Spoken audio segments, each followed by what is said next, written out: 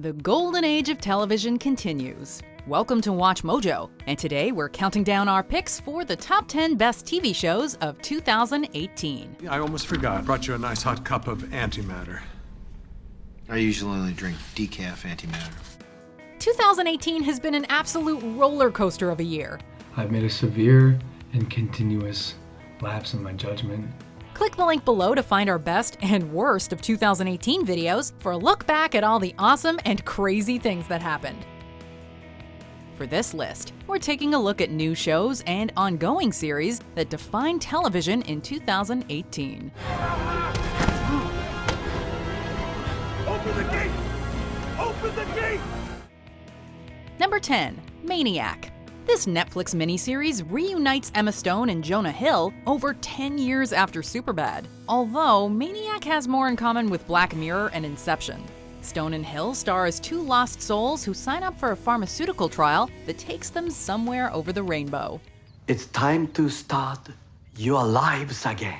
Although they were apparently strangers before the trial, our protagonists become intertwined through a series of dreams involving con artists, elves, and stolen lemurs. This allows our leads to slip into a variety of different roles, and for director Cary Fukunaga to experiment with a wide range of styles.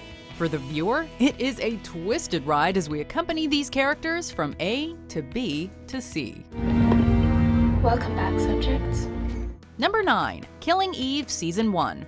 Who would have guessed that a comedic talent like Phoebe Waller-Bridge would develop one of 2018's most intense thrillers?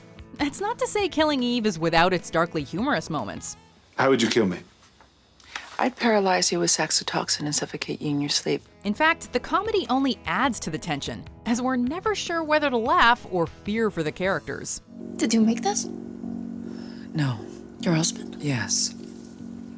He has an excellent mustache.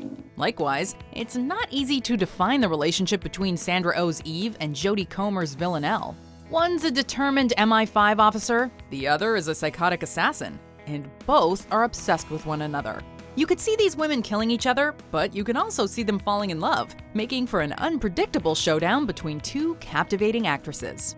Number 8. The Haunting of Hill House. This modern spin on Shirley Jackson's gothic horror novel will make any adult viewer feel like a kid again, although not in a warm, fuzzy, nostalgic way.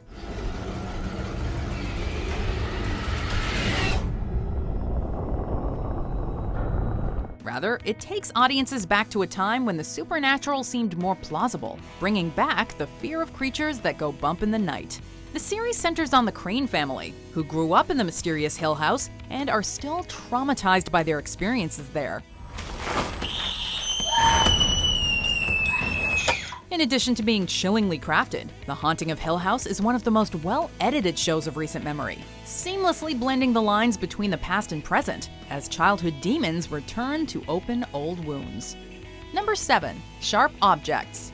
Sharp Objects is another show that explores childhood trauma, although the story here is grounded in gritty realism. At the same time, it's also a dreamlike experience where the characters can't wake up from their worst nightmares.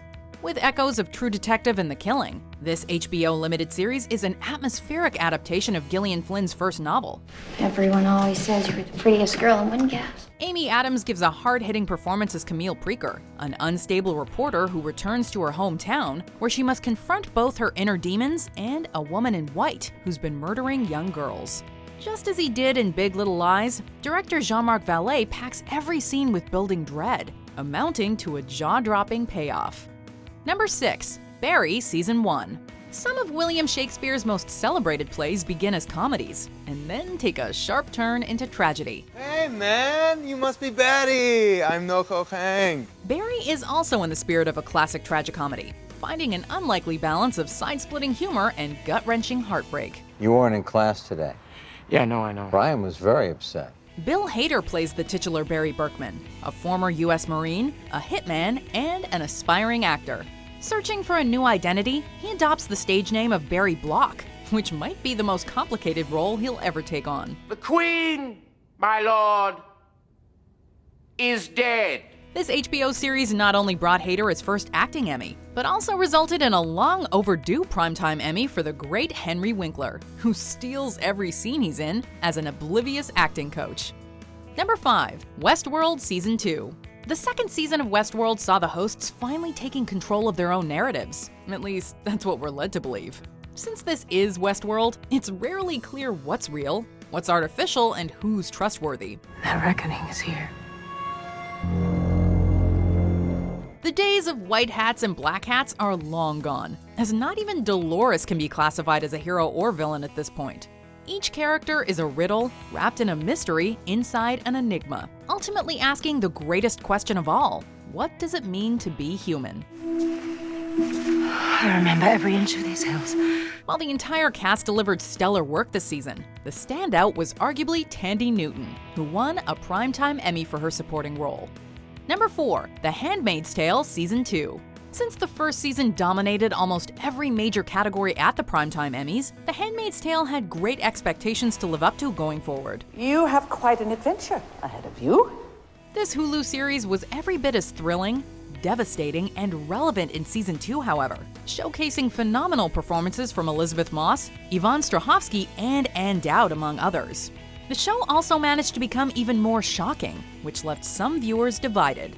That we will replenish this earth with healthy children of faith. From the beginning, that has always been... It's not time yet. Tell her to go back. Whether or not you felt the showrunners went too far, nobody can deny that this series is 100% uncompromising in its depiction of ignorance, corruption, and sexual abuse. It's by no means an easy show to get through, but it is one that the world needs right now. Go back! Number 3, Atlanta Season 2. Donald Glover established himself as one of the most talented entertainers in the industry long before creating this FX series.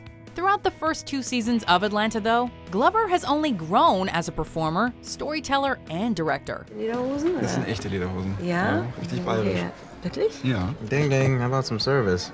In addition to elevating Glover to another level of prestige, this surreal show made stars out of supporting players like Zazie Beetz, Brian Tyree Henry, and Lakeith Stanfield. I'm Darius. Apologies.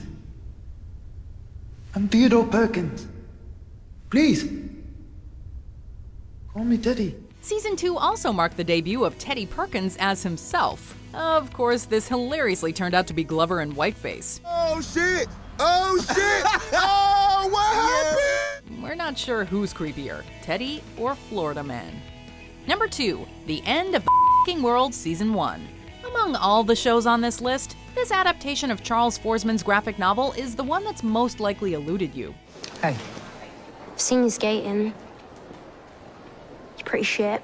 For anyone who appreciates black comedy and unconventional approaches to the coming-of-age genre, though, it is a must-stream. We all feel the need to rebel at some point during our adolescence, either due to neglect, trauma, or bottled-up anger. The End of the F***ing World explores what happens when kids take rebellion too far, as well as when parents don't take responsibility for their children.